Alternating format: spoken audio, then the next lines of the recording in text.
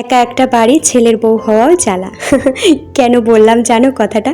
কারণ সকলের খেয়াল রাখতে হয়, ভালো মন্দ সব কিছু নিজের কাঁধেই তুলে নিতে হয়। কারোর সাথে রাগ দেখিয়ে ওই ঠেল মেরে রাখার ক্ষমতা আমার আর নেই। সকলের ভালো মন্দ খারাপ লাগলেও সেটাকে মানিয়ে নিতে হয়।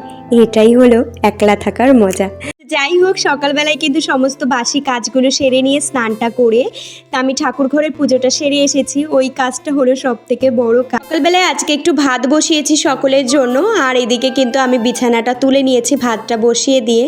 কিছু জামা কাপড় ছিল সেগুলো একটুখানি ভিজিয়ে দিয়েছি, আর একটু পান্তা ছিল জানো। সকলেই গরম ভাত খেয়েছে, আমি আর খাইনি। ওই পান্তাটুকু ডিম ভাজা আলু সিদ্ধ এইসব দিয়ে কিন্তু আমি খেয়ে নিয়েছি।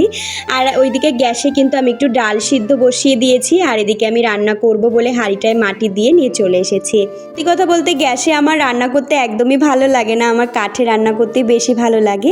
আজকে শিং মাছ করবো, এর জন্য মাছগুলো কিন্তু একটু ভেজে নিয়েছি। আর এদিকে করব লোটে মাছের ঝুড়ো। আর লোটে মাছটা বাবা খায় না বলে বাবার জন্য শিং মাছ এনেছে, আর এদিকে কিন্তু আমার লোটে মাছের ঝুড়োটাও হয়ে গেছে। আর বাবার জন্য এই যে শিং মাছের ঝোল করেছি।